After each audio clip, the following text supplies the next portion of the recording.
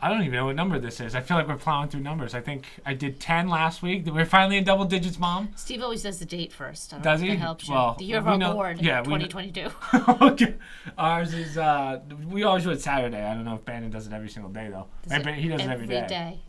Yeah. 6 out of 7 days. What does he do that day off? Does he just... Sunday. Church. Oh. With the whole family, he brings the whole... Does he have grandkids? He must, right? No. No. I think he only has 2 daughters. I've only seen Maureen. Oh. Well, Maureen Bannon, the West Point grad. Anyway, we don't have too much total news this week, but the news that did happen this week is pretty wild. Big story. Queen Elizabeth has passed away. Now, Mom, I know my mom was shedding tears. She was saying my mom was on the pool deck when I told her. Yes. One of the pool decks. Shocked. One of the pool decks. One of the pool decks. The South Lawn pool. Yeah, the South Lawn pool in the east wing of the house. My mom, she instantly dropped everything, started singing, God save the Queen. That's right. That's right. The real question is, and just because you know this better than I do, what is the future for the crown? Because Queen Elizabeth has reigned for 75 years plus, right? 70 years. 70 she years. She just said her something jubilee. Dear God. So what happens to... Well, take us all the way back. Take us back to one queen before, because you know the history of going through Diana. A queen before? Yeah, like where does... I almost want to say take it away. So she's the great-great-granddaughter of Queen Victoria. Right. Okay? So Queen Victoria was from the times of Charles Dickens, 1800s. She married Prince Albert, who was a distant cousin, which they often did. But he was German. Okay? So over the years, another George, was king. So Elizabeth's uncle was actually the King of England in around the 30s, early 40s, right before the war was starting, the Second World War. Wow. And as everybody knows, he abdicated to marry Wallis Simpson, who was an American divorcee. Well, not everyone knows, because that's why we're explaining it, Mother. Well, it's There's a reason. Well, this is from the 1940s, I want to say. So, that sounds about right. Well, your generation that watches The Crown knows all this, right? Yeah. Very popular show. But anyhow, so he abdicated. Now the second male at that time in line becomes king. And that was, his name was actually Albert, but he changed it to George. Don't quote me on that, but I'm pretty sure that was the case. And he had 2 daughters, Elizabeth and Margaret. So they were never expected to be rulers at any point. They were like the secondary family, similar to Prince Harry and Meghan Markle today, only female versions, So her father was not, obviously he was royalty, he was in the royal family, but he was not expected to be the king, so he really wasn't being groomed to be the king, but yet he stepped into that role during World War II. And as our history tells us, they were getting badly beaten. They were bombing London every night. Britain was struggling. Hitler was advancing all over Europe. Obviously, he took over France. He moved into Poland and Netherlands. So they needed our help, and we got involved. But what strengthened the monarchy at that time, because that was a big scandal when he abdicated. It hadn't happened in, a long time. And a new family took over. Their biggest role was as part of the war. And that's how Queen Elizabeth, at the time Princess Elizabeth, was introduced to, like, your grandmother's generation. She was a young woman. She was she worked on engines in the military during the war. Yeah, I knew that. Pilot engines, I thought. Right? Trucks. I thought it was trucks and whatnot. Right. Maybe tank stuff. So she did something. I'm sure they kept her out of harm's way because she was royalty. Yeah. But she did something at least. And the family, they would go out every night. They would walk amongst the parents, would walk amongst the citizens. So they really ingratiated themselves and got a lot of respect for that. So that sort of secured her family as now the monarchs in charge. Now, pop quiz real fast. Who was the American version of that who fought in war? The son of someone. At that time? Yeah. It might have been that time. I'm trying to think when Roosevelt was. Roosevelt's son was. I might be thinking World War I. Federal Roosevelt? I believe it's Roosevelt. Hey, I might be completely wrong here. Well, Teddy Roosevelt was not World War one. I'm trying to think of a little bit before that. Well, I think. I thought this was pretty cool because his Franklin son, Delano might have had a son. I'm sure. One of the sons was an amazing fighter pilot. I could be wrong here. I saw this the other day. I don't know that story. It was on Pawn Stars. I'm going to say one of the presidents had a son who was shot down, but in a plane. It might have been World War II. Shot down, and the Germans. FDR is World War II. Okay, so his son was an amazing fighter pilot. Gets shot down by the Germans, and the Germans actually buried him with full honors, full U.S. honors, or German honors. I was like, whoa, he must be real good if the Germans were doing that. Yeah, I haven't heard that story. Yeah, that's shocking. Someone look that up. I know that's my job, but what do you guys look that up? Might be a little addendum to our podcast. Yeah, I saw that on Pawn Stars because I love watching Pawn Stars stuff. Oh, somebody brought something in, or they did. And it was I forget what the actual story was, but one of the president's kids. Interesting. I believe it was a Roosevelt. They might have done it post-Hitler. I can't see Hitler doing that. Might have been after the war. I don't know. He was buried. I truly don't know. Yeah. They didn't give the time frame, but I just assumed World War II, Germans, boom. Yeah. But maybe it was towards the end. But go ahead, continue. So she was a... So she became the ruling monarch when her father died. And he died fairly young. I think he had lung cancer. Oh, wow. So she started her reign when she was, 26, I think it was? 25 years old. So she married her cousin, who was a Greek prince, distant cousin, like a third cousin, Philip, and went on to have Charles, Anne, Andrew, and Edward. Charles, Andrew, Edward. Okay, this is where I get lost in the history of things. So they have kids. Well, that's the Queen's family. Yes. They were all out about today. Many of them came out to look at all the flowers that everybody had left. They all came out in black with their children and their families, and you saw William come out with Kate, and they came out with Harry. Oh, hold on. Bring it back a second. Bring it back. So, Queen has 3 kids. No, she has 4 children. Oh. So she already lost. Charles. Okay. Who is now King Charles III when his mother died. Right. That I know. Anne. At 76. Anne. Anne. Andrew, who's part of the Epstein scandal. Okay. Right? Throw that in Prince the mix. Andrew. Yeah. Yep. And Edward. Edward, who's roughly my age. Edward. Okay, hold on. I need pictures. Royal. I need to put a face to the name. Royal family tree. Oh God! Please don't give me the whole tree. We could be here for a while. On and on and on and on. But I mean, only so Charles has 2 sons, William and Harry. Oh my God! Harry married Meghan Markle, who's the American actress, and William married Kate. Should we go by this tree, Mom? Look at this. Oh, this yeah, tree it's unbelievable. is so long. I know. I have to scroll. It's unbelievable. Wow. Yeah. Oh my God, I'll post that, but that is wild. You have the Windsor family tree. Well, Queen Victoria had, 9 children? The Windsor 6. You're right. So think about that. 9 children from a queen, a monarch.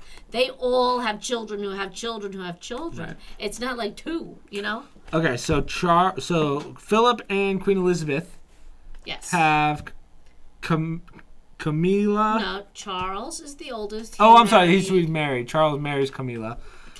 Camilla, whatever. And then also Camilla. I'm sorry. I'm saying it wrong. I'm getting Camilla with our Diana. vice president. Yeah. Camilla is... Charles first married Princess Diana when I was a young kid. That's what got so many Americans hooked on it, especially young girls. And they had kids. But who is he married to before that? The Duchess of Cornwall. No, he's married to the Duchess of Cornwall. Now that's gotcha. Camilla. She doesn't have kids. They don't have kids. No, they do not. The story with them was, so Charles met Camilla before he knew Diana, but Camilla was married. Oh, okay. Goodness. So supposedly they had a friendship, but that friendship blossomed into more of a romance, but he could not marry her. Remember we talked about the whole divorce thing, right? Yeah. There was a rift between Elizabeth and her younger sister Margaret. If you recall, I told you there were 2 daughters, right? Queen Elizabeth and her sister. Margaret wanted to marry a divorced man, and the Queen had to say no. She couldn't allow her sister to marry him. Fast forward many years, Charles now wants to marry Camilla, and the mother basically says, you have to cut off this relationship because the Queen or King, they're head of the Anglican Church. So they're supposed to set an example as the religious leaders, right? So the old way was you can't marry divorces. And they frowned on divorces. You just didn't get divorced. Disgusting. So anyhow, he marries Diana, whom he's fond of, but she's I think she was at least 10, 15 years younger than he was.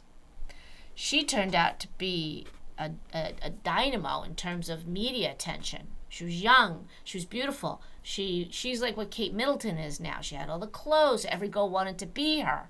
And she started to eclipse Charles's attention. Ooh. And they're all a little kooky in that family. And they, you know. Well, we won't go into what happened. I mean, mysterious car accident. Right. That was a whole other story. But they had 2 sons. Right. William and Harry, who are now, William is the next in line after his father to the throne.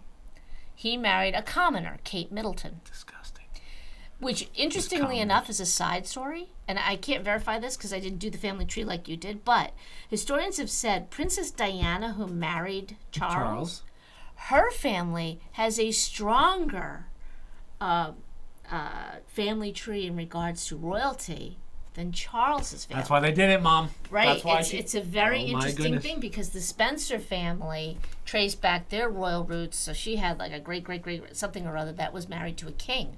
So technically, her side of the family is more entrenched because remember, Elizabeth's side. That's when the Germans came in, Prince Albert, and they married into the royal family. Anyhow, so now William and Kate have 3 small children. They have George, the oldest, Charlotte, and then Louis. Her name's Catherine, Mom, not Kate. I know her very well. So it's Catherine. Sorry, Catherine. Which party did she go to that we were at? I forget which one. Right, yeah. Which, what was that multi-billionaire? Yeah, right. So, Prince George of Cambridge. It's so weird calling little kids it's Prince George, Charlotte, and Louis. Louis the one that was making all the faces over the summer and so cute. Yeah. But he's a little boy. So, interesting enough, though, what has changed in recent years, thanks to Queen Elizabeth II, in the past, next would be in line would be George. Then it would be Louis. Then it would be Charlotte. But the Queen signed a proclamation saying that, no, it doesn't have to be male anymore. It's the oldest child. So now Charlotte is behind her brother. Okay? Get wrecked, Charlotte! Loser! After Louis, now it goes to Harry, his brother, his uncle, is next in line after his little 4-year-old nephew. I can't wait till these kids grow up and you see Charlotte and she's like, it should have been me! She's like 3 right now. Oh, because of my grandmother! But, yeah. Okay, so anyway, we got the family tree down. Right? You have Prince Harry, Meghan. Would you like to explain what happened as to a couple years ago we had an instance where Harry wasn't part of the royal family anymore or some shit like that when... Well, I'm not well versed in this because you and I were talking about that. I said, I don't know how he's still in line to the throne. They gave up their duty. So when he married Meghan Markle, they decided that they were not, let's say it nicely, happy with the royal family. The response of the royal family. And the royal family didn't necessarily agree. As the Queen said, recollections differ from what Miss Markle experienced as a new royal. So they decided to go to a Commonwealth. They spent a little time in Canada, and lo and behold, they wound up in California. So, I think that, in my opinion, the royal family's coming here. That was the plan all along. I'm going to go on a limb. I'm going to say here, I feel Ms. Markle is a bit of a manipulator, and I think she's coming on the podcast next week, Mom. So be ready. Very, I won't cut this out. I didn't watch the shows that she was in. She was in one show, Suits, I think it was. But at best, she was a B-level actress. Probably nobody would have ever heard of her until she married Harry. Oof. Well, you can cut it out if you want to. But having said that, it has given her quite the platform where now people are like, oh, she should run for president. We're making a huge leap here from somebody who just married a prince. Now all of a sudden is a cultural icon. So, but same thing with Kate Middleton. Right. So he breaks off from the family. He hasn't really broken off, but he decided he wanted to take part in the royal. He didn't want to have royal duties, so he's stripped, not of his title, I guess, but as a royal person, you get all these patronages and things that you're responsible for. He's backed away from that. He did military stuff because he had been in the military, so he's head of the airborne blah blah blah, the Royal Air Force. I'm making it up, but so he walked away from that. But you also walk away from a certain amount of money because as an active royal, you get paid with their tax dollars. Now he's apparently just supported by his father, and I don't know what she brings to the table, But having said that, they've now been doing things like interviews and Netflix specials and trying to they're leveraging who they are to make money since they're not paid royals, okay? Yeah. Let's be honest, I'd probably do that too if I was... But here's the thing. It's a very uncouth thing to do because you're leveraging what you don't like or what you walked away from, and that's kind of hypocritical in a way. And, he's the United States. He's not an American citizen. He's not going to... Not that matters, but, he's got to make up his mind what he wants to do. It's kind of like a half-assed way of living, in my opinion. And I got to believe it's a different... you're a prince over there. You're treated... very differently than royalty, in the U.S. Yeah, and in the U.S. he's more of a celebrity. I wonder if he goes back... I mean, I have to believe if he goes back to England, like before all this happened, before the Queen died, I mean, I have to believe that they'd still say hi to him on the street. Like, they won't... He's not, like, exiled from the country. No, right? Not at all. There's so some like, people the people there aren't going to be like... F you because you left the royal family. They probably treat him as if he some wasn't of them are very upset because of the interviews they gave and badmouthed the royal family. That's true. And especially the wife. But, she'll probably be gone in a few years. With him, he's got to go back and, right, be embraced by the family. So they were there last week and saw the Queen. I think it was about a week ago. So Meghan Markle and Prince Harry, they didn't bring the kids this time, but they saw the Queen before she died, which is good. The Queen has been trying very hard to get the brothers back together because they were very close. Their mother died when they were young, right?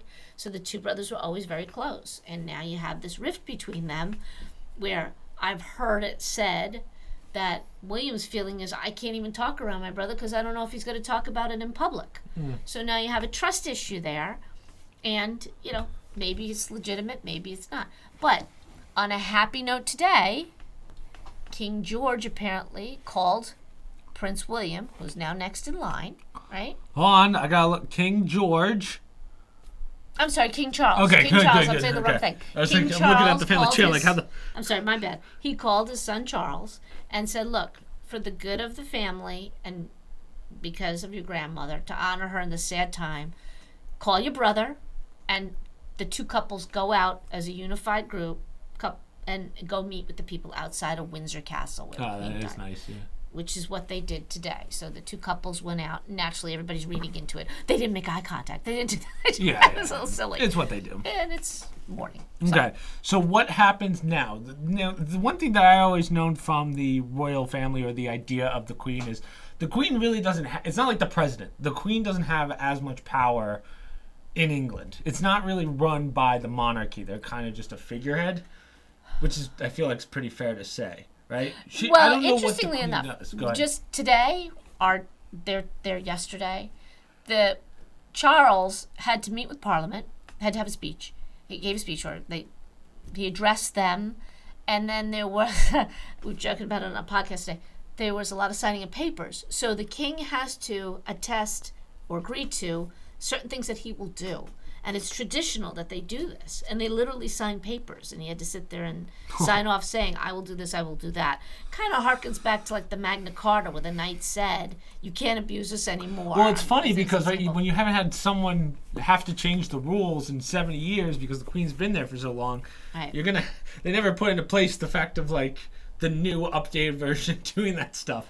Right? But I don't think that's the point. It's not updated. This is what they've always done. Yeah. It's just now we're seeing it, whereas they never showed that before. Right, because it's never had to be done. Right. The Brits might know about it because it's probably written in the paper as news whenever somebody becomes. But now it's becoming, international that people have an interest in this, and my opinion is this, because we were joking about it at the table where your dad was saying, who cares about this? And really, it doesn't matter to us as American citizens. Yeah. It's not a big deal. But there is something to be said for a country in similar situations to us in Western world. They have something that's consistent. Whether you agree with it or not, it's a tradition that goes back very, very... We're only a couple... 1,200 years almost? Yeah. Well, yeah, and I'm sure it's changed somewhat, obviously. Like now this is a big change. Just like the Catholic Church. It has to keep up a little bit with the times. It changes with the times. Right, but the core of it doesn't change. Right. But now, to your point, what really changes the most is each monarch, the time that they live in and their impact in that time is what really identifies who they are, like the Victorian age, the Elizabethan age, which was when Elizabeth I reigned, when you had Shakespeare and the Renaissance and things of that time marked what that reign was, and when she colonized everything. Elizabeth's time, and now you're hearing a lot of people complaining about colonization, whereas she actually took them away from a lot of colonization during her lifespan. She didn't do it, but she was the monarch who presided over it, and Parliament and the country decided we're not going to support give them their independence. Now you have Charles. Charles was kind of a climate nut. He's an architect, kind of a soft heart type of person, liberal type. And he did his thing, but it didn't always, the Queen didn't reflect what he believed in because she had her own monarchy. One of the first things he said in his speeches was, I can't do the things I used to do before.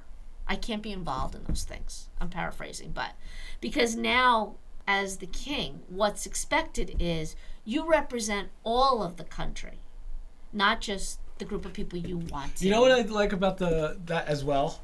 And I feel like that's very different from our country.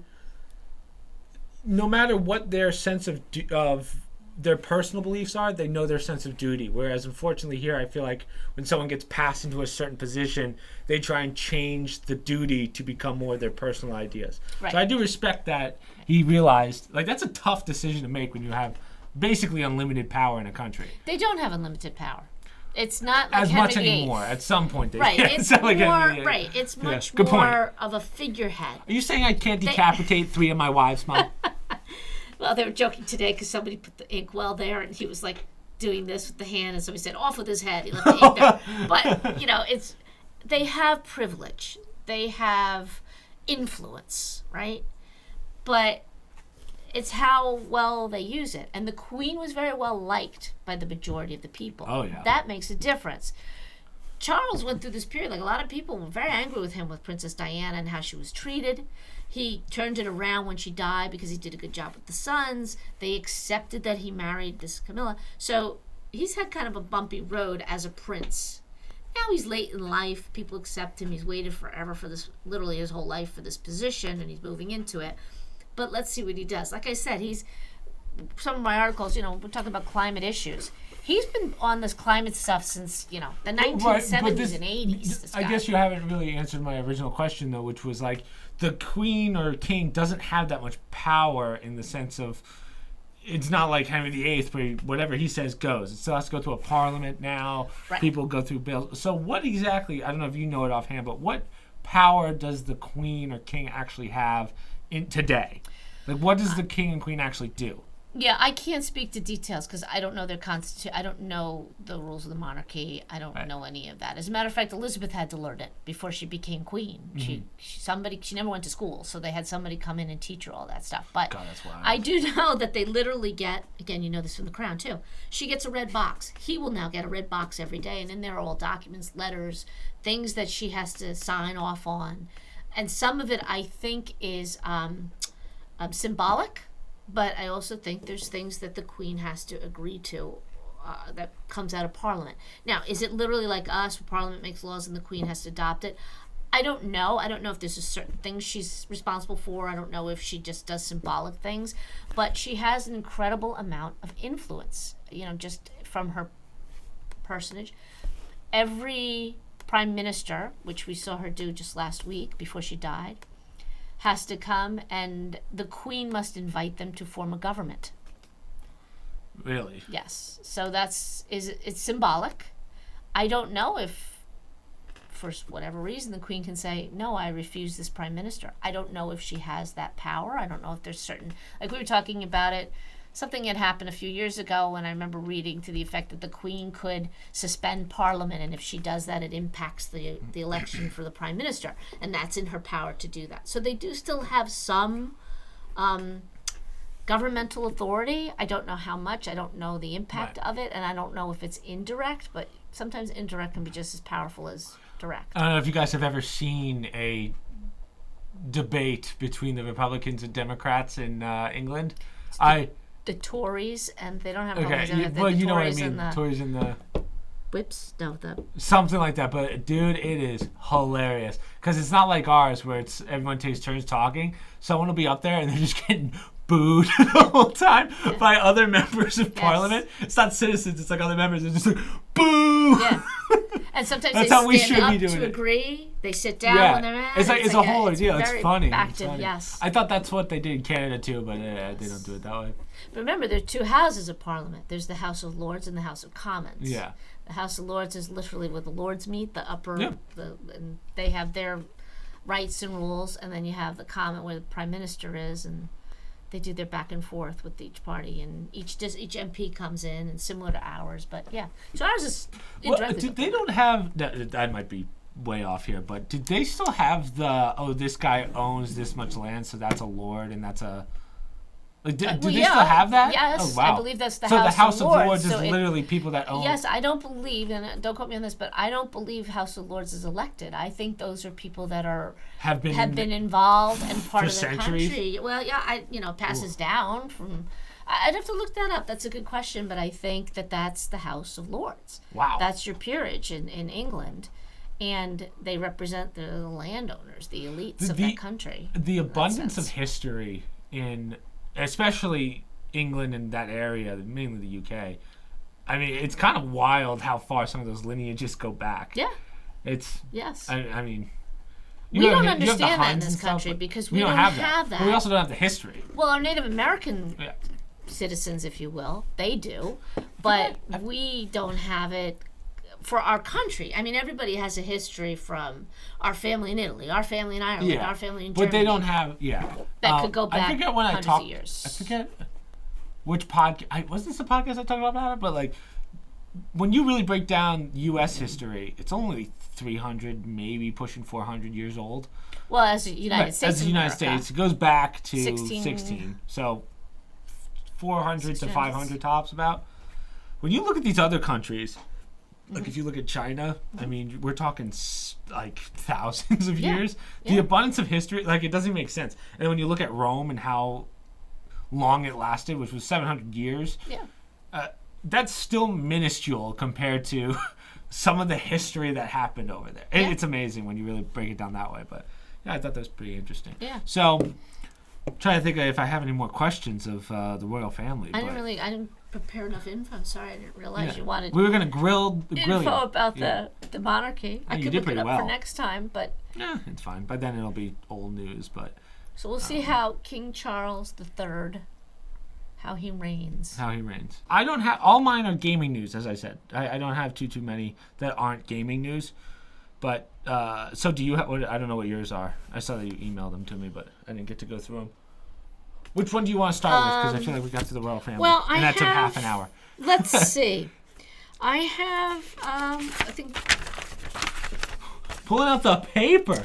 What are we doing? I want to make sure that I fit it all in. Well, these two are kind of related. Since we were talking about climate issues, I wanted to find some climate articles. So, and I sent it to you. Switzerland... they are now going to fine you if you raise your heat above 19 degrees Celsius. I'm not sorry, Celsius. Yeah, Celsius. If you raise your heat, you're going to find anywhere between $30 and $3,050 equivalent dollars and prison up to 3 years. For raising the heat? Yeah, because of gas prices. Wow. So some of your listeners may know, California right now, you can't charge cars. No, you can't charge cars. You got to keep your AC down, like a third world country. So we're not alone. Switzerland is now anticipating what's coming with the gas. Yeah. So Russia has cut off the gas pipeline to most of Europe, and because of that, he will not let the gas flow again until they lift their sanctions on him, which they imposed because of his war with Ukraine. And for that reason, they're limiting gas because they see what's coming down the road. They're not alone. Other countries are starting to do that. Germany is talking about it as well. Yeah, I mean, it's funny because,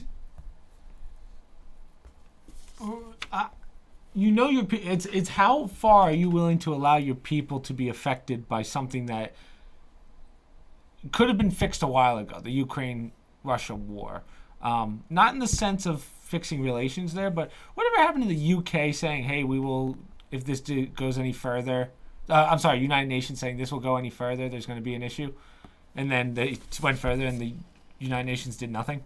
Well, I feel like nothing's happened. In my opinion, the United Nations is useless. Yeah, I mean, just clearly after seeing this. It's a waste of our tax dollars. It's a waste of diplomats getting diplomatic immunity in our country. Recently had a rapist. A guy literally raped somebody. He was a UN diplomat. I want to say this was 3 weeks ago, and just left and went back to his country because they claim diplomatic immunity, so you can't prosecute them. Oh. Okay. So he left, and what do we get out of the UN other than if you live in New York City, it's a tremendous amount of traffic every time it comes on the east side of Manhattan when the UN meets. There's many things they could do, but they've become such a biased group, right? And all they want is the money. I don't. Yeah, that's what I mean. You've I feel like nothing. The UN's done nothing for this war. Yes. Like literally nothing. They just said, "Okay, don't do that," and the Russians said, "We're gonna do it," and they're like, "Okay." Yeah. That's really all it came down to. So. Yeah. Yeah, I mean, we could get into the weeds about it, but Putin has been wanting to do this for a while. Many of the Ukrainian people are of Russian descent. Yeah. Okay? So it's a very odd... Highest population of Nazis, too. Oh, yeah. Nazis I think they're considered neo-Nazis. Neo-Nazis, but many of whom are in the Ukraine as well. Yeah, that's what I mean. Who are fighting against, they call the Russians like Hitler and acting blah, blah, blah, invading. But the previous president managed to hold that off because he understood what was going on over there, and he basically said, "You're not walking into that country because you do not want the response from the U.S." So we had the Ukrainians back, but that fell apart with the next administration because Putin's not stupid, none of them are. He understood the weaknesses of our current president and took advantage of it and knew he could invade. And nothing was going to happen. He's more afraid of the U.S. than he is the UN. Oh, he's not afraid of the UN.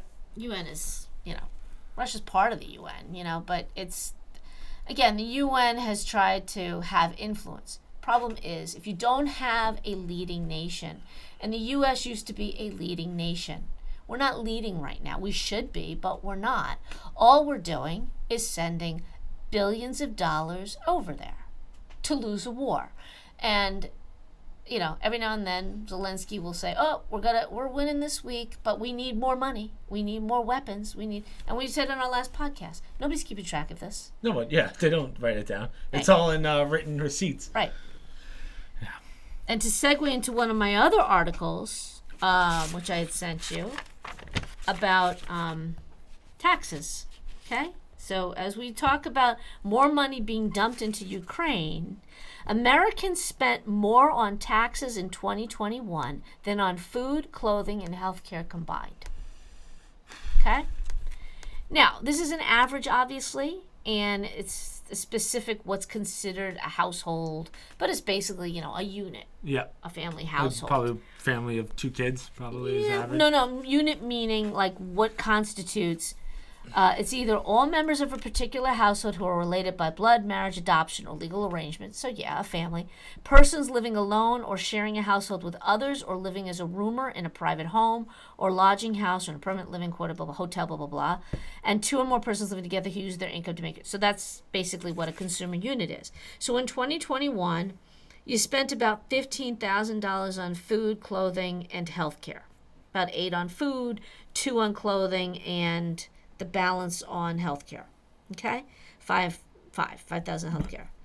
They paid roughly $17,000 in taxes. That's federal, state, and local taxes. Okay? In 2020, now that's kind of pandemic time, right? $14,000 was spent on food, clothing, and healthcare, which makes sense because you couldn't go anywhere. You couldn't. 17, about the same in taxes. So just keep that in mind when they're pumping more and more money into these wars, let alone everything else that we pay for in this country, that it really, is having an impact. You're paying more in taxes than you're doing for your basic needs at home. Yeah. And the argument keeps, as we go each year, with more and more of these things, these giveaways. Now we have an issue with our border and all these individuals coming in illegally, and we're talking about waiving student debt, which is loans, which is very unpopular and not wanted in this country at all, but they're going to wind up doing it. That's all out of your pocket. That sends these numbers up even higher. And one thing you and your podcast listeners will learn is once you give stuff away to people, it's very hard to take it back. However, Princeton recently said, to their credit, if anybody who makes under $100,000, family-wise, or if you can go for free. To Princeton? You qualify for Princeton. Wow. Yes. That's impressive. That's what we said. These universities have these enormous endowments. And if they're accepting these students and they're risking these students, the future on these students, and they're agreeing to educate them with the idea they're getting a job, they should be funding these educations, not tax dollars. Taxpayers shouldn't fund it. Let the university and let the students pay back the university that got them the job when they graduated based on the quality of the education they received. That's common sense in my mind. It's not fair to ask individuals who never went to college that now you have to pay for other kids to go to college, for other people. That's just not right. And, we can get into the whole you're paying doctors student loans and you're a plumber? Come on. That's just ridiculous. So that segued nicely into my article about the... I don't even want to get back into the college tuition thing, but I saw today someone made it's not enough money, and I was like, oh, God. Yeah, to pay off the debt. It's not enough money. I'm $60,000 in debt because I made poor decisions. I need other people to pay for me. Right. My degree's in gender studies. Right. God. Okay, but here's the point. Go back to the university that gave you that degree. I mean, we're in a capitalist society. Yeah. You financed something because you understood that when you graduated, based on that education, you had opportunities or should have. I was talking to someone the other day about, because they're in college, and she's a senior, and she was talking about, she's going for a doctorate and stuff. But she said it doesn't make sense. Like, you have to be really not listening to others to go to gender studies, because your advisors, or maybe the advisors are bad, but your advisors are supposed to tell you, what jobs you can get in this. Yeah. And based on I never thought of it this way, but it makes so much sense. Your advisors are supposed to tell you, and mine did, what are the odds of getting a job in this field? What are the potential jobs? Right. And then the gender study jobs, first off, none of them are special to gender studies, so they're going to pick someone that has a better degree anyway. Mm-hmm. So gender studies is only going to last so long. It's one of those things that I think it's a fad right now, maybe 10 years from now. I mean, when you realize that there's nothing for it, I think a lot of people will go the opposite way and find something else. They wouldn't even consider gender studies. But when you look at the percentages, the advisor is supposed to say, hey, there's only a 5% chance you'll get this job, which is the highest level job in gender studies. Right. If you're playing odds and you're $50,000 in debt plus, probably not a good idea to go gender studies. Right. Or something of the sort. It's usually those that... another one's philosophy. Philosophy is one that's pretty low unless you're a really good writer. Usually you get it in journalism, and then you have philosophy as a secondary. To go solely for philosophy doesn't really make sense job-wise. You can get... I'm not saying you can't get a job with it, but if you're looking for a degree that's supposed to put you above everyone else in the job-finding pool, it's not going to be gender studies or philosophy or a sociology degree. Was pretty low on there. Usually sociology is not a bad one, but the ones that get hired were more specific. Right. I don't know the specifics of gender. Well, it sounds to me music, when you do gender studies, or let's use another, pediatric studies or gerontology studies, there's a niche for that, right? I mean, that's, to me, somebody should be doing gender studies. But it doesn't sound to me like it warrants its own major. It should fall under the umbrella of maybe you specialize in that area, like you take extra classes in that. But to say, I graduated a degree in gender studies from Harvard. Yeah, I mean, how many jobs could there possibly be out there in something so specific as that? Where I would think a school would say, well, gender studies, warranted, definitely should study it, but maybe you don't need to focus it. Maybe you do a more broader anthropological or a sociology degree, and you specialize in gender studies, or you specialize in childhood education studies, or something along those lines. I'm curious as to what gender studies jobs are. I don't know what jobs you would be looking for. It seems like it's all teaching stuff. It's morphed into, it's almost like they've created a crisis to fit that degree. Because genders is such a big deal now. Gender was never a big deal. One. Yeah, HR. Right. Yeah. So when... education now. You gotta have gender studies in education because now all of a sudden that's a big deal, right. Whether it's grammar school or above. When Dr. Norcross told me that really, if you have a psychology degree, and remember this is a world-renowned clinical psychologist, at best with just a degree, the closest thing to that field is HR. Unless you're going for your MD or your PhD, right. There's really no point in having psychologist. Yeah. There's only so much you could do with a psych degree. I would put it up there with, it's more prestigious because it's a science rather than like a gender studies kind of. God, this is gonna sound horrible. I don't want to say made up, but it's not. Psychology, you're it's going an down aspect, in my opinion. It's one aspect of an overall field. Right. That's what I'm saying. You could study about childhood studies. You could do old person, gerontology.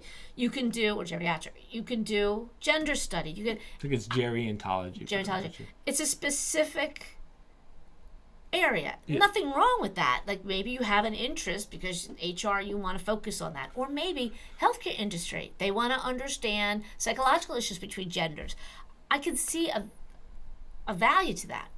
But it's not like a plumber where, Townsend is certain about plumber. It's a very specific field. Yeah. That you're limiting yourself if you graduate and say, well, I'm getting a job in gender studies or I'm using that degree for that. Well, you remember when you talked to your advisor, and I was with you during that meeting, and he said, hey, I'm an advisor at college. I'm a history major. The guy next to me, he studied psychology. Yeah. The guy over there went to biology or whatever it was. Yeah, he was telling me a lot of history. He was telling us. Yeah. I wish I remembered his name. He was a cool guy. Yeah. I'm sure I have it somewhere. He was telling us how, when I was going into my sophomore year, I went in as undeclared. I had to declare a major. Mm-hmm. Usually by sophomore year, you have to declare your major. And I didn't know what I wanted to do at that point. Except for YouTube, I didn't know I wanted to do that. But we couldn't figure it out because there's just no clue what I wanted to do. So he said, let's just pick something because I've seen history majors go on for their doctorate, go on to be doctors. And I said, oh, well, if that's how it works. Because as a high schooler, you're always taught, like, this is... Well, first off, I was talking to my friend Gina the other day about this because her daughter, I told you, she's getting ready for college. And what high school does is they're like, college is so much harder. Like, you're going to have time for nothing. Complete opposite. You definitely have more freedoms, but that freedom causes you to... The hard part about college is figuring out your time management. So if you didn't have time management in high school, you're not going to have it too well in college, even though you do have the freedom. But the reason that I bring that up is because high school is like, you pick your major first day and then that's what you're going to do for the rest of your life. When in reality, that's not really what happens. Hey, we have it easier than people in the UK. These kids have to literally pick their major because they take tests to get into certain fields. Yeah. And if you don't pass it, that could change what you do. I mean, I can't fully understand that system, but they have to decide even at a younger age. I understand that from my friend from Scotland, that, we at least have high school in this country. And even in college, now you have undeclared majors. You don't really have to declare a major until your sophomore or junior year in a lot of colleges. That's wild to me, to have a kid. Maybe it's the way they grow up is completely different, but generally... I don't know any 16-year-old that knows what they're going to do for the rest of their life. Yeah, you're really no way. Pigeonholed for lack of a better term. I would say the only people that might have an idea are kids who have parents that are like doctors or super successful businessmen. Business not to belittle business, but business seems to be the biggest major in all schools. I mean, some schools are more specific, but... Back to what we were originally talking about when you said psychology or, whatever. Believe it or not, you use your psychology for your work. You use it for YouTube, and you understand how people think. But it's not specific, that's what I mean. Right. We have a member in our family who was an English major who went on to be the CEO of a company. Yeah. Okay? A lawyer and a CEO. So, and it was Papa, English. Yeah. Well, that's what you can say, Papa. English major, right? I mean, you don't have to... You can graduate with gender studies, but that doesn't mean you have to do that field. You would hopefully that's what I was be saying. Involved in other things in school. That's why I have a problem where people aren't, where the education isn't more well-rounded, so that, which as we had said, that was originally the intent of college. In the 40s and 50s, you went to high school. People didn't go to college. They went into the military, or they got a job, mechanic, plumbing. They worked at an insurance company. That's what they did. Only those individuals that were very bright, that had a knack for education, and that felt for your degree, they were going to get the job with benefits. Oh, that was a big thing in the 60s, 70s. Right, to get benefits. That was the holy grail. So you went to college for that. But to do any job after college, you needed to be well-rounded. You needed, liberal arts. We won't go down that. We won't go down the worth of or value of a college education, but it's fair to say, basically, what you're explaining. Not the worth, but the point of it. But that's back why you then, if you had a college education, that means you were educated. Nowadays, I don't believe, and I know this is a long debate, but I don't believe that, and you've said it before, the education nowadays is not the same value as it was back in the 60s, right. And you 80s. also got more general degrees. You didn't get gender studies. Yeah. You were a psychology major, or you were a doctor, or a biology major, a chemistry major, or you were a business major. There was no, they didn't get into the granule about every little thing. Yeah. So that now made it's oddly specific. Yeah. Right. It's and either that made specific it a or you have to go to extra schooling for it. So now you have your master's, your PhD, your what's the business one? Your MBA. Yes. So that's my feeling on things like gender study. You could get a job with gender study. Stop your complaining. You may not be in the field that you're specifically wanting to do, but there's lots of people that graduate with degrees and they wind up not doing that particular field of study. But regardless, you picked it. You committed to it. You did it. Now you pay for it. And if the university that you chose that said the advisor helped you along and got you through, even though they told you there's not going to be a lot of jobs in gender study, or there might be, and you hit a wall, it's not the responsibility of taxpayers to pay off that burden for you. Yeah. We could do a whole podcast on that one. Well, I know. I mean, it's ridiculous. Right. It's just the it's mentality. ridiculous because it's so obvious. It bothers me that people don't understand that and they're excited for this college debt forgiveness. It doesn't make sense to me that they don't understand that that's going to be your taxes later on. Right. Or to look that you're paying for it. Right. Or to they look hear at some free of these money and then they go, because money comes out of nowhere.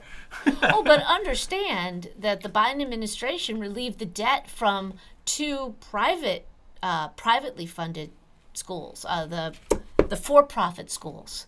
A chunk of money for those people because they were wronged because their degree didn't mean anything. So why are we paying So for you that? made a mistake because your degree was worthless, but we have to pay the debt. Right. They should have sued those schools. They should have sued the schools, their advisors, exactly. the word advisor is to advise you to do the right thing. Yeah. And they failed you. Yeah. Yes, even though it's a private institution. You'd fire if you looked at schools as a business, which they are, but if you would fire every single one of those advisors that were advising a kid to get a useless major. Right. So see, universities, they don't want to be looked at it when it's convenient. They're a business, so when they have their endowments, and Scranton had that same problem. Yeah. All of these schools do. They've got quite the scam going. These endowments, they make a fortune on that tax-free money, and yet we fund. Now they want us to fund every education out there, right? While they grow their endowments, not funding any of these degrees that are worthless for some of these people that graduate, and instead of them going back to the universities because they know the universities aren't going to pay it out, they go to the taxpayers and they make it an issue for a campaign issue. It's disgusting. Oh, and ironically, as we pay off these debts, what do the universities do? They'll raise their tuition. Yeah, they just raise. I just saw 2 schools raise their tuitions. Yeah. Because of the tax thing. It's exactly what we said. Mom, we're foreseeing the future. And you and I, we've been talking about this, and you wonder why kids, young people, don't see a value in going. They either can't afford it or they look at it as a scam, and it's becoming literally a scam, a financial scam for young people when they can't get jobs. Scranton's shot up to $72,000 a year now. It's... Who's going to afford that? I don't know. Well, no, we do because you just get the loan, get the college loan for X amount. Yeah, I do. Again, it makes me mad even talking about it. I know it makes me so mad. Yeah, Only debt that's not not gonna forgivable last. by bank. It's It won't, not. it doesn't make Everything sense. is cyclical, and it's going to crash like a lot of other things. You're going to see lots of people start to drop out because the jobs won't be there for.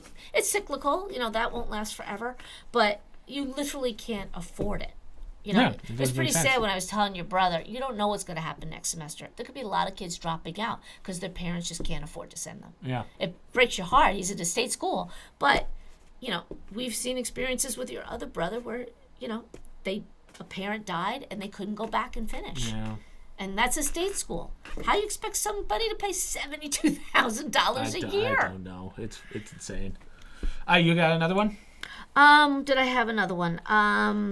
I'm not going to do the food shortage one because that's just too depressing. Yeah, after that talk, we don't want to go down that road? I don't keep doing it, but I will. Now, I don't know if this is depressing, but I'm just going to throw it out there.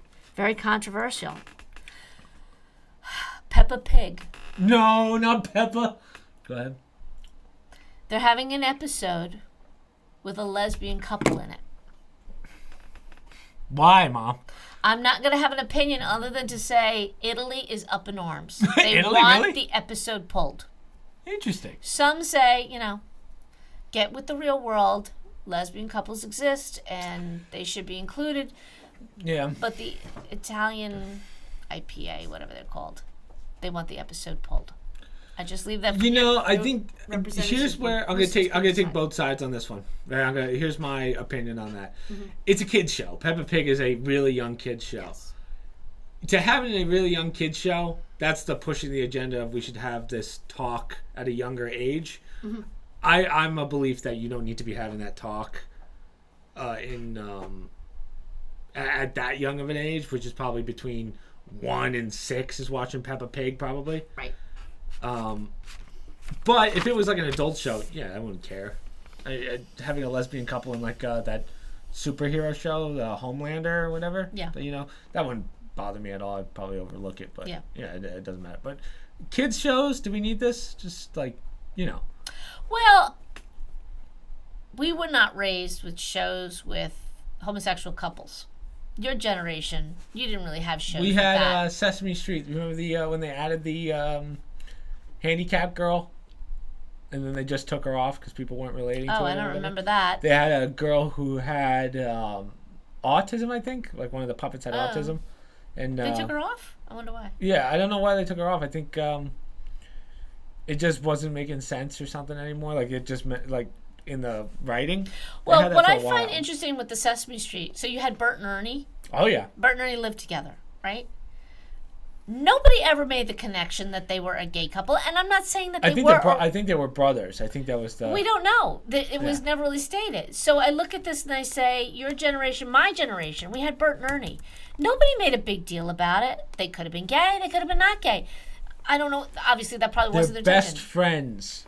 The Gay Star News reported that fans reacted negatively to this assertion. But here's my point. They're making an issue of something that you guys had it. I had it. Nobody thought weird about it. You just grew up that Bert and Ernie lived together. Yeah. That they could have been. Now in hindsight, somebody could say they were gay. What difference does it make? Now you got to label it, and now you got to say what it is. So now it's got to be a big thing because there's going to be 2 women. Right. You changed the narrative. I remember a couple of years ago, probably like within the last 4 years, there was this rumor going around that SpongeBob was actually gay. Oh yeah, I remember that rumor. And here's the problem though: it doesn't affect the show whatsoever. Right. So why even talk about it? That's right. And that's kind of what this is. It doesn't affect the show at all, right? Unless it's like a story about a lesbian couple. But if you're just throwing it in, that's different. Right. But if it's like, again, I wouldn't put that in a kid's show to teach them something. Right. I'd wait. That seems like you put it in maybe like a SpongeBob episode rather than a. But see, now my point is, we had the what could have been a subtle influence with Bert and Ernie. I had it when I was a little kid, much as I watched it. You guys had it all the time. It was a subtle influence, and it was accepted, right? No big fanfare, no big deal. Somebody came along years and said, "Oh, Bert and Ernie were gay." Okay. That's not nowadays. This is my generation. Nobody cared. Now it's not that they have to put them in. They gotta make an issue of it, and like drill down on it. Like it or not, this is what it is. Just do the show. Put 2 women in it. What difference does it make? Like, to your point, if it has something to do with a lesbian couple, is it really that important statistically? Is it that big of a population that you need to address the issue of Peppa Pig? Yeah, but again, you're talking about kids that are 1 through 6 who are only there for a silly story, like stub their toe. Well, they don't need a lesbian couple in there. They don't need a straight couple in there. They just need the storyline. Yes. So if you want to put two moms at a kitchen table and talk about how a little kid fell and his friend helped them, it has nothing to do with the two ladies at the table. Yeah, it doesn't make any change to the story, so why add it? Same with a straight couple. Right. So why are you putting in a kid's show? Yeah. It becomes like an agenda thing where, that's my point. We had it, maybe it wasn't intended with Bert and Ernie, but you know what? Two guys lived together. They could have been gay. Yeah. Who knows? It was accepted, which I thought that's what they wanted. But now that's not good enough. Now it's, no, you got to call it what it is. You got to let kids know what it is. Yeah. And we got to hone in on it because they're going to experience it. Probably they will, nowadays. But maybe not, because they're making it sound like it's 50% of the population. I actually like they added the girl with, I believe it's autism. I have to look that up. But she's got autism in Sesame Street, so they go through all the symptoms of autism. Right. And now that's something every kid is going to encounter. That I don't mind. Right. A lot of people were up in arms about that, like, why is a puppet autism? But that actually does teach something to an age group that there are kids who are in your class that do have autism at the age of 3 to 6 to forever, so you have to know how to deal with that. And ironically, you're not teaching them. These kids know it better than some of us adults because they just grew up with them. They're in the classroom with them, which is a great thing. I didn't grow up with that. You grew up with some extent, but my generation, those kids went to special schools. If there weren't as many that we know of, but they didn't mainstream them. They didn't put them in everybody's classroom. Yeah, I don't know. If I went back to school now, I'd probably know which kids were on some level of a spectrum. Yeah. Like back then, I wouldn't know because you don't know what autism is. Well, now we understand every person's there's a spectrum or whatever. Yeah. But when we grew up, Dad probably would say the same thing. You always had that one kid in the class that had some issue. Yeah. And they usually eventually went to another school, a special school, whatever. Nowadays, they work with them. They bring staff in and they mainstream them if they're not extreme. But the problem was, unfortunately, a lot of times they get pinned as the weird kid, quote unquote, and. Well, I think that's a positive to Sesame Street, right. Where, again, if they're the weird kid, it's because these kids, they haven't necessarily grown up with it. Or they're not used they don't to have it. Right. So there's nothing. They don't understand. Right. Kids are going to be kids. That's really what it comes down to. Yes. Kids will be kids. Yes. It's nice to have something to kind of navigate maybe that kid in my class is actually like this puppet on Sesame Street. So that's more. Yeah, if you that's do it at more a younger reasonable. Age, that's more of a real life situation. Whereas, how many 6-year-olds are going to deal with a lesbian couple? That's my point. Like it's a normal thing. Now, no offense to the lesbian community, but I don't know. I'm sure I know someone who's lesbian, but not enough people that it's changing my life. Like I'm seeing them often. That's what I mean. Percentage-wise, you would think that the LGBTQ community, that it's 50% of the population. It's so small. Maybe they'd like it to be 50%, or they want you to think it's 50%. It's not even close. But that's not the reality. And, if you want to do one show with a lesbian couple in out of 100 shows, that's 1%. Or, fine. Maybe that's reflective. But I love these places or stories that they have to include, a little bit of everything in there. Like everybody's going to encounter that every day. You don't. That's just the reality. A friend of mine was talking about how all these commercials now with older couples that have a mixed race. And she laughs at that because she says, who are they kidding? These people that look like they've been married 50, 60 years, we didn't have that. I'm not right or wrong, obviously. It's perfectly fine. They act like it's, Right, they act like we grew up with that. Well, we really didn't, unfortunately, but it's more common now, and that's fine. Put it in commercials, and, mainstream it. It doesn't, you don't bat an eye at that anymore. But when we were little kids, that was unusual. You didn't see a lot of mixed-race couples, let alone ones that would be still married 50 years later. They make it sound like it was common when we were kids and that everyone was in denial. No, it was not common. Maybe more people should have, but it is what it is. So, anyhow, that's my take on with the Peppa Pig controversy. I think sometimes they create these controversies where, you know what, you could put two women at a table. We had Bert and Ernie for so many years. And they never brought it up. Boo. Yeah. Again, as you said, they could be. It just doesn't make a change to the story. Right. So, right. Now, if it was, I wonder if the show, I'd like to see the episode if it's addressing, like, oh, if you see two women together, that's probably what this is. Like, then maybe it's a little more story-driven, if you will. But, again, for kids that age who are watching that show, unless they're trying to cater to that audience that's, like, in their mid-30s that still watches Peppa Pig. But, gosh, I don't know. That's a weird one. But I sometimes think if it's legitimately your intention to expose, and I use that word in a positive way, to expose young children to situations, you're better off not making an issue of it, because then it seems more acceptable. Just put them in the show. Yeah. Like I said, I go back to Bert and Ernie. Nobody labeled them anything, and we grew up thinking it was perfectly fine that Bert and Ernie lived together. It was not a big deal until, years later, like, they were gay. They were gay. I'm like, calm down. Okay, so what? Yeah. And it wasn't for a point me, of I was like, oh, I never thought of that. Yeah. I never thought that was their intent. But it was perfectly fine as for little kids. I see the same thing with Peppa Pig. You want to put two women at a table, like you said, if it's not part of the story, make it more acceptable where don't even make an issue of it. Just put the two women at the table. Have the story. If you're going to build the whole story around it, okay, come on. Yeah, for 6-year-olds? Yeah, it doesn't. Who just want to see little pigs that Boris Johnson referred to as they look like hair dryers. They do. That's exactly what they look like. They're like hand dryers on a stick. Fat hand dryers. Yeah. The old guy with the stick. Yeah. You got any more? Nope. Okay. You ready for gaming news? This is actually a follow-up from last week. We talked about Ninja and Pokemon. Remember they decided they were going to... Oh, see, Mom remembers. I do remember. So what they decided to do, and I actually didn't expect this one. I wasn't sure what they were doing, but they decided to end their partnerships with Twitch so that they can do what I do, which is restream. So they can stream to YouTube, Trovo, DLive, and then get rid of their partnership with Twitch. Can they still go on Twitch? Before we get into that, people are saying that Ninja made a... So I didn't send you the clip, but the last clip of Ninja on Twitch was, or his last stream before he decided to make this was, he was like, I don't know if I can mentally do this anymore. He was playing Fortnite or whatever, and then he's like, I don't know if I can do this anymore, and I'll be gone and I'll come back whenever. That was probably like a week ago. Yeah. And people are saying, oh, he used this mental breakdown as like a... to make like a big announcement.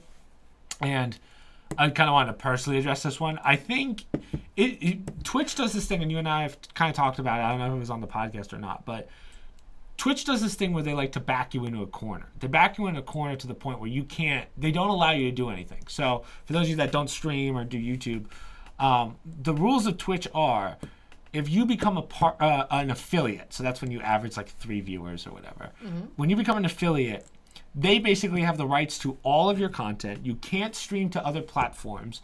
You cannot make video content on whatever you did for 24 hours. They really back you in a corner. And then they also take like 50% of your profits, which is a huge amount. I think so why does somebody go on there? Because they have such a low Twitch used to be threshold? so big. Twitch used to be so big. Twitch isn't as big as it used to be, and now they're starting to feel the pain.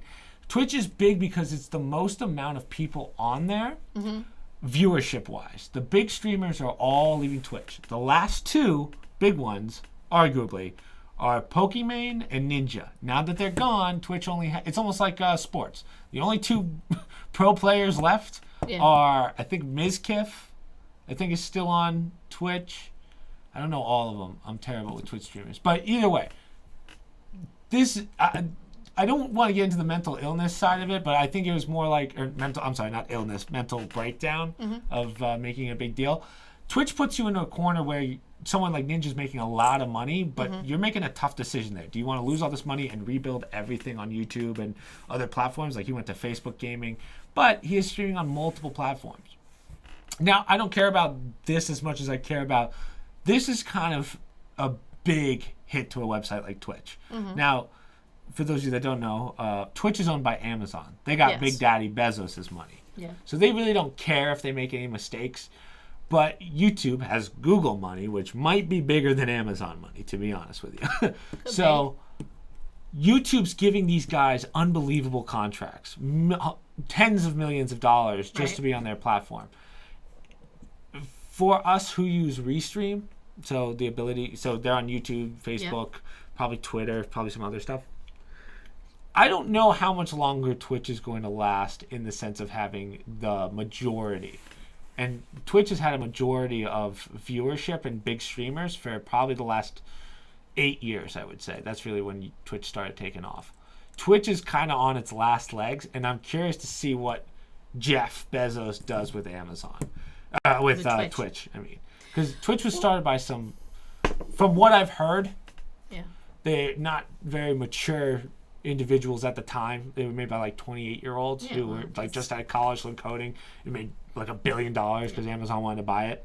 And then they just said, okay, you guys do what you want. I'm going to make an observation. You might have to edit this out. But if you notice, in the lifespan of social media, remember MySpace? Yeah. Okay? As great as these things are, I think you guys as gamers are restreaming? Is that what you're Restreaming is the name of the app that allows us to stream multiple platforms. Using multiple platforms. Anybody who does that. I think you really have to learn from this guy, Pokemon, that they don't last. As big as they are. So look at Facebook was the thing. Facebook's fading. He's trying Meta. Meta's not doing that great. You know, it's slower than expected. Twitter. Look what's happening with Twitter, right? Now you got all these little Gab had a small platform there gone. Yeah. Parler just came back, right? That was more politically based, but Getter is now trying to do things. Rumble. It's almost as though the social media industry is similar to like the regular old-fashioned movie industry. You're completely right. Yeah, we know that. Where it peters out. You know, a successful TV series can only go so long, and then it ends. So you're completely right. I think with YouTube, though, specifically, YouTube, I don't think within the next 50 years anything's going to happen. They're always constantly moving and changing. If you mean specific people, certain people fizzle out, but these two are so big that... No, I don't mean people. I mean platforms. I don't see YouTube ever... it's too big. YouTube's become a whole infrastructure of... The monetization aspect maybe will change, but for a place for videos, I'll take your word for it, but everybody was saying to me, 10, 15... You have to be on Facebook. Everybody's on Facebook. Everybody talks through Facebook. You contact You got to remember that YouTube's older than Facebook. Yeah, you're right. They've lasted. They're like Rome. That's different. Rome ended too, but that's a different long time later. type of platform where the videos and whatnot. Yeah. And it's huge. They only I think their closest competition is Vimeo, I believe, and Vimeo is not. I've never used Vimeo. There's been a couple times where like it's moved me over, but when you go to any website, it's usually a YouTube video. I'm just giving you an observation from somebody looking at it from the outside or from the big picture, because I don't know. I know YouTube, obviously. I pull stuff up on YouTube. I don't understand the whole ramifications of YouTube, and it does seem huge because it's multiple big, topics, and anybody can go on YouTube or any topic. It's big and oversaturated, no question about it. But when these guys like a Ninja and a Pokemon come over, it helps YouTube a lot, and they're giving these guys crazy amounts of money. I mean, we're talking. I'm sure they got 8-9 figure deals with YouTube. 9 I don't know if it's to Amazon Bezos' benefit. To keep, like, he may fade Twitter out. That's really what you mean. Twitch. I'm sorry, Twitch. So that's really what I wanted to talk about. I don't know what's going to happen to Twitch in the next 2 years. I have a gut feeling that Twitch is going to be the next. There's a lot of websites that are coming up now, like Trovo and DLive, which I've been streaming to for 2 years. Mm-hmm. Obviously, YouTube I stream to. Twitch is only good for one thing, for me personally, and I think a lot of people. They have the best highlight feature. That's the only thing Twitch has now. If someone makes up another, like a better version of that, if DLive or Trovo says, hey, we've done it better, Twitch is gone. Like, it's gone. Okay. You have a massive amount of viewers in Twitch, so I think they'll still be the biggest viewership-wise, but you won't be having those giant streamers anymore, like a Tim the Tatman, a Tfue, a Ninja, because the oversaturation. You'll find newer people. Like, I think the good thing that comes out of this is now those streamers that had 3 views, 4 views. Now they're going to be getting more, which is great. Yeah. But again, you're not going to have that ninja or a Pokemon ever again unless someone gets built up like crazy. Right. So, and I think that's a good thing. I think a long time ago I said this, but I thought Twitch was going to have to be broken up at some point. So of course I was right. Let me ask you a naive question. So when I go on to, say, Google and I search something, why don't I get Twitter? Why don't I ever get a Twitch? Live streams. Twitch is all live streams. Oh, okay. Yeah, Twitch is only live streaming. Okay, so they're never going to pop up when I do a search. They actually do have. Topic. They have video ability. No, you'd have to like type in Twitch. They do have video ability. Like all my videos get. I don't know because I'm not affiliated anymore, but I think my videos still get backlogged. So if I finish a stream, it'll keep the stream up for like a week or something. Okay. All the clips stay. Like every time I clip something, but it's unedited. Because YouTube stuff comes up, but that's because they own YouTube. Yeah, YouTube's the biggest. So YouTube's that'll video. come up on a Google search. Here's how crazy YouTube is. They have their own TikTok now, so YouTube Shorts. They have YouTube Red, which is for TV shows, so they're Netflix. They have live streaming platforms, so you can live stream in the gaming, whatever industry it is, or category. And then you have your videos, which is the primary. Okay. So, like podcasts and stuff. I would argue that YouTube probably still has priority over everything. Podcasts are now moving more into Spotify. Spotify is probably going to be the next, which we're trying to do. We're trying to get ours to Spotify. Let me ask you this, and I don't, might be off topic what we're doing, but if I go into Safari and I look something up, that's not Google, right? Yeah. Would a Rumble video come up? Would a YouTube Safari's the carrier, so it depends on. You don't mean Safari. You mean like if it's a Yahoo or a like DuckDuckGo, it might take you to a. Well, DuckDuckGo is Google. Is it? Yeah. Well then, yeah. Safari is just the browser. That's not going to determine. Well, Google's a browser too. That's what I'm saying, like a search engine. Well, Chrome. You're talking Chrome. Like there's no Google search engine. It's just Chrome. Okay, Chrome. Yeah. Yes, but Chrome takes you what's automatically the equivalent for Safari? It's just there is none. There is none. Yeah, no. So if I go into Safari and it's just Google. Google. Oh, that's Google also. Yeah, it's just gonna throw you to. I thought they had their own type of. YouTube's always gonna be the number one, unless you have some really off-brand that's like we don't even go through YouTube, but the limited number of videos is insane. Well, I just find it interesting because now the quote-unquote competition is you got Getter, you got Rumble, you've got these other sites. Why is it when you do a general search, they're not an option also? Like, why don't those come up like a Twitter would? When I do things. So if I look something up on Google, DuckDuckGo or regular Google Chrome, and, I'll get so-and-so's Twitter, right? Or their Substack or something. I never see their Rumble, or I don't see their Getter. Because it probably goes by priority, not by a suppression thing. Like, okay, so if I went down 20 pages, I'll get to the Rumble. What has the most viewers? Now, if you literally typed in Pancake 101 Rumble, it'll probably show up. Oh, okay, that's interesting. But it's always going to go by whatever. Twitter will automatically come up, though. That always because Twitter's like the number one, like that's priority. It's always it's so big still. Okay. Yeah. Okay. So that was so I think Twitch is kind of on its last legs as being the priority streaming company now. I think YouTube and other ones are going to take over. YouTube's definitely going to be number one. But I think Twitch is going to kind of go towards the back a little bit. So, because they don't have many big names left.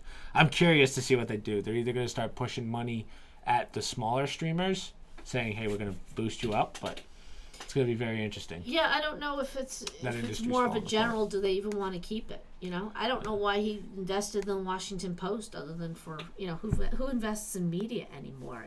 It's not a moneymaker, but it's a media outlet to make money. On Twitch, same story. It's a form of media outlet that to say you have it, but if it's not doing well, what's the benefit? I don't know why the company would want to keep it other than to say, well, we got to have that aspect too, and we'll just pump more money into it. Yeah. Speaking of things dying, Queen Elizabeth. Wow. Back to Queen Elizabeth. Multiversus player count is shrinking rapidly. What happened? Now, again, Mom, I'm like a video game guru. I called this one the second it happened. So, Multiversus is that game that I told you about that was like the Super Smash Bros. Of Warner Bros. Yep. This became a very fast cash grab.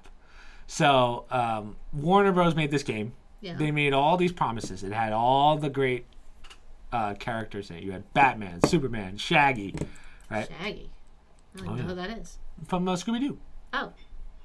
The hell's that doing with Batman and Superman? They're all Warner Bros. They're all Warner Bros. Yeah. You're making it sound like... Yeah, no Bugs Bunny's it's like in the there. X-Men. No. No, you don't. But, so it has all the characters in it, and then they promised Rick and Morty. Plus a rank system, right? So ranked in like a ranking mode. Okay. And all their promises were for naught, which was why they threw out the battle pass. They said, hey, pay for our battle pass, which, of course, Matt Sprague fell for. And then he was like, he's like, where's Rick and Morty? He was supposed to come out today, right? And then they go, how about the 26th of August? Doesn't come out. Oh, we're going to push it to mid-September. Matt's like, let me throw in more money. It's coming. And never happened. So, yeah, this is a company that shot themselves in the foot. He's got a chest, too. I don't know I think most of our newer viewers don't know that clip. I'll have to throw that one back on there. But, yeah, there was a long time ago where Matt told us he lost to a guy in chess in 5 moves. Poor Matt. Was it the special needs? Yeah, it was a special needs kid, too. I didn't want to... but yeah, so this was inevitable. I said this at least a month ago. Another company that doesn't make any or makes all these promises, doesn't keep them.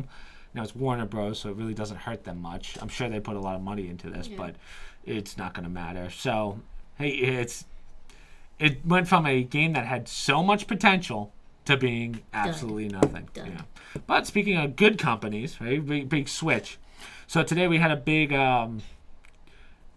This is interesting because this will probably be a lawsuit at some point for them. But, nice. Disney had their big announcements today of what they're doing for the rest of the year and next coming years. So they added. Only imagine. So they added a bunch of video games that are like Mario Kart, Super Smash Bros. Okay. They're doing fighting games. They announced like 5 different games. A new one came out yesterday or 2 days ago. And I was thinking of doing a video on, but it's like a... Do you know what Sims is? The game Sims? Yes. Yeah, it's the life one. Those are the houses? Yeah, the different kids. Things, yeah. Yeah. You can have a whole virtual family. Yeah, it's weird. So they did that, but with Disney characters. So it's kind of like a life sim sort of thing. Now, the problem with this is there's 2 companies in the world you can't fuck with, right? That's Nintendo and Disney. Disney's basically blatantly copying. Tell that to Governor DeSantis. Yeah. He's gonna disagree with you. So, from a lawsuit perspective, though, Disney, like if you take anything from Disney, like just a concept design, lawsuit on your table the next day. They don't care if you're a homeless guy with. They'll sue the shit out of you. So I think this is gonna be a defamation suit like crazy between Nintendo and Disney. Even though Nintendo's really big, I think Disney's way bigger. So think about it. They basically just ripped all of Nintendo's games. But how could they do that? I would think they'd have to pay Nintendo for the rights to those characters. So it's not Nintendo's characters that they're taking. It's all Disney characters. But the game ideas are basically the same. Like Mario Kart is a kart game. Right? It's a racing game. And they're like, hey, we're going to do the same thing, but we're going to do it with Mickey Mouse, Donald Duck. Now, lawsuit-wise... I don't know.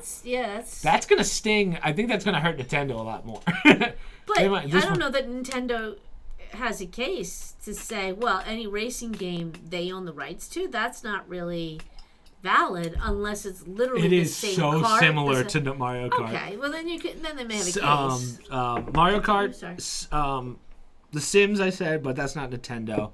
What's the other one? That they took, I guess Super Smash Bros. Resident Evil. No, yeah, that's not Nintendo. I forget who does. That'd be neat though. You take all the evil characters from Disney. Oh yeah. Well, I know that Ursula is in the. Ursula. Yeah, you know Ursula. Oh yeah. Hell yeah, from Little Mermaid. Did you see today they announced the trailer for the new Little Mermaid? It actually looks really good. Haley, something. Someone was yelling about it. Haley Bale or something like that is the mermaid. I saw her picture. I don't know her, so. Yeah, it does not. It looked good. Yeah. I mean, I'm not gonna see it because I'm 26. It's a live action one. Yeah, right? it's like a live one. It's not a cartoon. Looks good, but yeah. But Multiversus, I called it. I just love when I'm right, Mom. Yeah. Of course, my dear. Last one for me. This is kind of the big one. A lot of people on TikTok wanted me to weigh in on this one. I'm trying to think of how to explain this for you. But Modern Warfare 2, which comes out next month. Next month? 2 months? Familiar with the name. Call of Duty. Devs reported user feedback to decide return of slide canceling. Now, let me explain to you what slide canceling is. So you have something called the tactical sprint in Call of Duty. So if you sprint twice, it's like a super sprint, I guess you can say. Okay. And it's supposed to run out because it's a realistic game, right? You can't sprint forever. Slide canceling is a glitch that they add to the game where basically you can run and slide, stop it midway through, and it'll refill that tactical sprint. So imagine getting all your endurance back really fast. By sliding? Just by sliding. It doesn't make any sense, right? Yeah, that's It just doesn't make sense. silly. So people abuse this in Warzone, and a lot of people get annoyed because people complain about it. Like, oh, it's a mechanic in the game that they added, so you should be able to use it. Now, people who are not very good at the game complain about this because slide canceling really doesn't... It only affects you when you don't see it coming. Yeah. So, like, if I'm hitting someone, tracing them across the screen, they're coming at me, and they do that slide cancel thing, I might go, whoa, but I'll probably get the kill every time. Okay, newsflash, when you're in the desert in the Middle East and you slide, you don't get extra life. Right, that's my problem with it, right? It doesn't make any actual sense in a game that's supposed to be realistic, to a certain extent. I can understand. People make the case that slide canceling is arcadey, slide canceling, Call of Duty is arcadey, but slide canceling is so, it doesn't make sense. It's one of the things that we always complain about in all video games is what we call bug abusing. So if there's a bug that they put in the game, it's called, you can't abuse that bug. Otherwise, sometimes some companies will straight up ban you for that in games because you're abusing a bug or a system. Excuse me. So even though they claim that this isn't a bug, it doesn't make sense. So it's like, why do you use it? Again, it affects people in lower lobbies because if you're not ready for it, you're going to get wrecked by it every time. Right. But like someone for me, and I'm sure a lot of other people that are at the skill level that I'm at, it really has no effect. But it's just stupid that you would get an extra sprint, like basically an unlimited sprint. Yeah. When we did a long time ago, probably a year and a half ago, I'd say, Grant and I went into a tournament for. I got asked by Trovo to do a Call of Duty tournament, and the kid that won, we spectated because he took me down, and he was doing this slide canceling thing to the ultimate level, to the point where it hurt to watch. Like it was like sprint cancel. He was going across the map like crazy. Yeah, and it's not cheating because you're not using any, but it's a bug that they refuse to fix, and that's what bothers me. Right. Because it doesn't make sense. It just gives people an advantage. You can't really deal with it. Right. It doesn't affect me, but I understand how it could be annoying. I guess enough people haven't complained because they want to use it. Right? They're debating if they want to use it. What I want back is what's called the dolphin dive. Do you know what a dolphin dive is? I don't know what that is. Dolphin diving is you can run, and instead of sliding, it's a jump dive. Oh, literally dolphin. Like a dolphin. I like that one. Yeah. Okay. So back in old school Call of Duty, you had something called drop shotting, which people complain about. It's when you... Okay. Again, when you're in the desert, you can't do dolphin dive. Well, hold on. When I explain it to you, you might be like, well, maybe that'll work. I'm pretty sure Jocko Willing talked about this once. He's like, yeah. So a dolphin dive is literally you're laying flat, so you're hard to hit. But drop shotting back in the day was, honestly, people who complain about slide canceling don't understand drop shotting. They're probably too young. But you can literally go from like me standing straight up and shooting at you to just drop into the ground prone. Yeah. So that was way more annoying. I would rather have that than have slide canceling. So that's my take on that. I think it's stupid. Take slide canceling out of the game. The slide canceling out of the game. Bring back like dolphin diving or something. Yeah, well, I'm old school. I feel these games that if you have something called Call of Duty and it's battle type, not like Mario in a kart driving in a little thing. You gotta make it somewhat realistic. You want to make it somewhat realistic, especially if older people are playing it, and it has no effect on the game. That's the problem. But you're exploding. But it's not realistic. You can't have unlimited sprints. But if I go outside and run, right, and I run 10 miles. Right, I'm going to be tired. And then you're going to tell me if I slide, I'm going to get my 10 miles back? It's like a gun that never runs out of ammo. Yeah, exactly. It's kind of silly. Or you go to the treasure chest and you get the spoon of life and it gives you more ammo. Right? I think slide canceling is so stupid. So I hope they don't add it to the new Modern Warfare because they're redoing Warzone, which is the main game I play on stream with viewers. So, again, it doesn't affect me. It's just annoying to have. I've never been in a lobby where... The only time it really messes me up is when I'm not prepared for it. So the other day I actually But can't you use it too? I can, but I don't, because usually I just beat the person. I don't. So if someone's movement is that, like, a lot of times I'll play and you'll have a team that everyone's really bad, and then the fourth guy just all of a sudden sides cancels me, and I'm like, oh, I was not ready for that. So it's annoying, but it's not hard to. I guess I'm kind of countering my argument where it's like, I don't really care, but it's not realistic. The quality of the game. Go back to old school. That's right. Yeah. Back when there was no. Give them the feedback. The tactical sprint kind of. Gamers want it more realistic. Well, tactical sprint came a couple years ago. The tactical sprint was. I can't really explain it to you, but the problem with the tactical sprint is because the maps aren't that big and you can get across the maps much faster. Yeah. It makes the maps seem a lot smaller. Because literally the speed of the game is twice as fast. So it's more of a problem in multiplayer, I guess, than Warzone, like the Battle Royale. When you're playing with teams, you mean? Yeah. Multiplayer teams? Yeah, multiplayer, well, you have like, oh god, I can't go through the whole multiplayer versus Battle Royale, but Battle Royale is basically Hunger Games. I know, it's confusing, but multiplayer is just like classic, like 7-on-7, just shoot each other and get points. Battle Royale is last one standing. Okay. Battle Royale, you have a giant map. Right? Okay. It spans miles. You individually have to win so a slide cancel in that isn't a problem. Right. In Warzone. It's a long distance. If you're in a building and you're in a house that's this big, right, slide cancel is going to be a real bitch to deal with. Yeah, because you got a guy coming down the stairs. Imagine a guy sliding down the stairs right now. Yeah. Halfway down the slide, start sprinting. Well, and it's not really, I guess for new players, it's not really an incentive for them. Cause, a new player probably won't know how to do it. No, but I'm saying to battle somebody who does know how to do it, it's going to take them a while to deal with somebody that gets extra replenishment, or you can't factor that in, that somebody's wearing themselves down. Yeah, I don't know. It's tough because we have something called skill-based matchmaking. So if you're a new player, you're probably going to be matched with newer players. Okay. But when I play with viewers, the skill-based matchmaking's everywhere, right? Because I'm in a higher lobby than some of my viewers. Be playing and they have no idea so I'll be going up against a team where 3 of them are in like my viewers' skill range, and it's just a guy standing still. I could take him out really easy. Gotcha. All of a sudden, some fourth guy comes out of nowhere, does like a 1% move of slide cancel. I'm like, what the frick was that? So it just comes out of nowhere, and I don't expect it. So that's the only annoying part of it for me. I don't really care if they add it or not. I'm just saying it's not realistic, so don't put it in the game.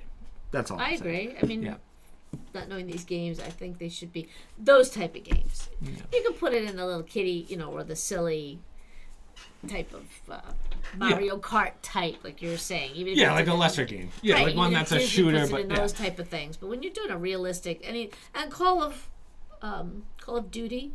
All of those are supposed to be, like we said last time when we were talking about. They're all based on historical rule, right? Yeah. They're supposed to be. You won't see that in something like CS:GO. Military, military type campaigns, and The only argument someone would make, this used to be more of an argument back in the day, but the only unrealistic thing about Call of Duty a couple years ago, probably about 8 years ago now, was recoil. Like recoil on a gun is not that easy to control in comparison, right? That's really the only unrealistic thing. But now you had 5 Call of Duties that had jetpacks, so you can fly everywhere, which didn't make sense. But when you're at that realm of unrealistic, then you can add unrealistic things, even though people don't like them. Right. So when you have a game that has realistic properties, and then you throw something unrealistic in there, that's so far out of the realm, it's not, like, just take it out. Yeah, and I mean, you're not having fly packs in a World War II battle. But I'm saying put it in a future battle. I mean, then why don't you take Call of Duty Mars or something? You don't call it modern warfare. That's the silly part. Yeah. And I also think if it's legitimately any type of battle game, you should be able to factor in wear and tear on the person. I mean, that's realistic. Somebody isn't going to go hours and hours and still have the same shooting accuracy, same this, same that. Yeah. That, I don't know if you can incorporate that into a game, but to all of a sudden have power from sliding. Getting extra life. I just ran a mile and I'm exhausted. Let me slide and run another mile. That is not happening in the desert of Kuwait, Try sliding through sand, okay? What do you mean you can hold your breath for 5 hours and slide cancel? Yeah, like what? You're underwater. Underwater. Yeah. I was gonna say dolphin dive. So the only Call of Duty we had that was advanced, and it made sense, was literally called Advanced Warfare. That's the one that we had over there. Yeah, so throw some jetpacks in there. Again, those Call of Duties didn't do as well as the modern ones, the ones that don't have that. So that's kind of a sign. Right. But when you add something in like, Johnny just texted me, bat signal for his bets because we have the fights in an hour. So I just want to throw that in. But so when you have like we've had games that were so out of the realm of possibility in Call of Duty, but when you have something called Modern Warfare and a Modern Warfare 2 coming out, don't throw in slide canceling. Don't put these unrealistic. Obviously, certain levels of a video game you have to. There's a nature to it, right? But they also have to make money. You can't have the same. They have to mix it up. They have to make them more interesting. Well, now we have within the last year. Of the game. Exactly. Within the last year, they decided to do bi-yearly games. Call of Duty used to come out every year. There used to be a new game every year. Too much. And then you have quality of game go down. Right. Like we had our last Call of Duty, not Vanguard, was Cold War. That game was awful. I don't care what you guys say. I don't care about your opinions. It was awful. No. So, because what they did was they said, okay, real quick history because I know you're already bored. But so Warzone came out after the release. So Call of Duty always comes out October, like September, October, November. But Warzone, the actual battle royale, didn't come out till like February the next year because they had to finish it. And then Cold War. Meaning a few months? Months after. Okay. Yeah. So November, December, January, February comes out. And then Cold War comes out that same year. So they have less time to go through, even though different publisher. But they had less time. Because of that, they cut a lot of corners. And it showed in the video game. So it was one of the, this day. But you know what? People still bought it. So they made some money. And that's the goal. But the scary thing is they make that money and they say, oh, well, I guess that means we don't have to put that much effort in generally. Right. So now next year, Vanguard was better, but it still had the basic problems. Vanguard was World War II. Right. So. But think about it. People will still buy it. It's like Apple. Right. Phones. You're going to keep buying it, and you're going to say, well, this was garbage. And then when the next one comes out, because I even hear you say sometimes, there's not a lot of good games out there. So you got to keep trying it. People keep buying it, and they realize they'll make money. Maybe not as much as like the big games, but each year they're going to churn it out and make X number of dollars from people who will try it to see if it's any good. Yeah. So that's my take on it. I know everyone's been asking me, how do you feel about slide canceling? I think it's stupid. Take it out. I think there's a time and a place for it, and I don't think Call of Duty is the place for slide canceling. We've had it in, like I bring back dolphin diving or something else, but for this new one, obviously I've only played little bits of it, but it doesn't need it. Doesn't make sense. So I agree. What you're telling me, I would agree. Yeah. All right. I concur. You done? You got nothing else? All right. We'll end it there with then. Peppa Pig. What more could I give you to Peppa Pig? All right. We'll end it there then. I do want to should we bang out some questions? I don't think we had too many questions this week before we end it. We already talked about Elizabeth. What's your favorite paradox? Oh, I don't know paradoxes too well. A paradox? A paradox is when something... Oh, that's pretty interesting. Hold on. Like opposite of what, it's a paradox. A paradox is like... a favorite paradox. Yeah, it's an interesting question. I think my favorite is the... this man tells the truth... oh, man, what is it? I've seen it before. It's a famous one. Hold on, I got this. Raven paradox. There's one that they're like things that go against each other. In any pub, there's a customer such that if a customer is drinking, everybody in the pub is drinking.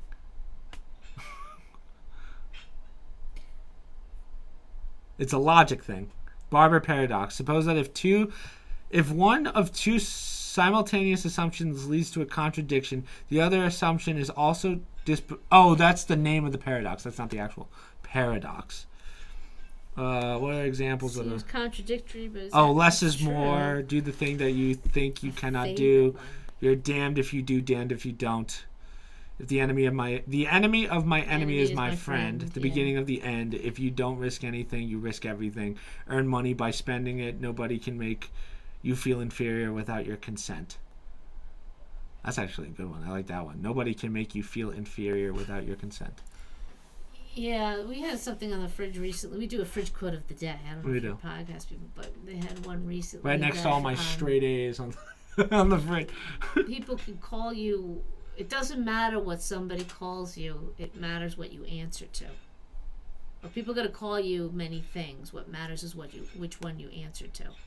People are going to call you many things, but matters what you answer to, or you don't. In other words, you can call me a lot of names, but if you call me one and I answer to, you're almost accepting it, that's a name that you recognize. So in other words, you get to decide what people call you, just because people are going to call you whatever they want to. What you answer to is what matters. Paradox is just stupid. No, I mean, they're seemingly contradictory, but turn out to be true. That's paradox. But I don't know that I have a favorite one. Yeah, it's not one that I really think about all the time, because let's just say there's so many good ones. But I never even thought about there's one that I can think of. I don't know what it is exactly, but it's like this man is lying, or man number one is a liar, and is saying that the guy man number two is wrong, but man number two always tells the truth, and he says that he's the liar. So it's like a reverse. Like a cyclical thing. Yeah. So that I always like that one. I wish I remembered it by hand, but I think that's considered a paradox. Is that a paradox? Seemingly contradictory. Or maybe paradigm. There's a truth. Paradigm might be. Paradigm shift is when you have you have an understanding, but something changes it. So something you always believe to be true gets changed. It's a paradigm shift. Your expectations get changed because one thing changes in the variable changes in it and shifts your paradigm, your way of thinking about it. But I don't think that's the same as a paradox. Paradox is like an actual contradiction of it. Like what they said, like some of the ones you read. Less is more is a good one. Yeah. Less is more sometimes. Yeah. That's how I feel with editing videos sometimes. I've seen people who over-edit their videos, and I'm like, oh, I can't even watch this, but that might just be less is more. Less is more. Yeah. So, all right. I mean, that was really the only question that was in this week. What was the Queen Elizabeth one? Just to talk about it, which we did. We started out with that. That was from Slayer. Well, I'll find out some more information about a constitutional monarch. I'm curious what some of the powers are. Yeah. They did say ceremonial, but... Okay. Well, we'll end it there. Podcast number 11 is done. Only things I have to promote. So this comes out Monday. I put out JoJo's Bizarre Adventure today on Saturday. So go check that out. I don't know what the week's going to hold because I got some stuff to do this week. So I don't know what Wednesday's video and Friday's video is going to be just yet. But I'll edit those. I'll figure something out. So other than that, social media down below, promo codes down below, other streamings down below. And hopefully I'll see you guys on Monday at 6 p.m. Eastern Standard for stream. Good job, Mom.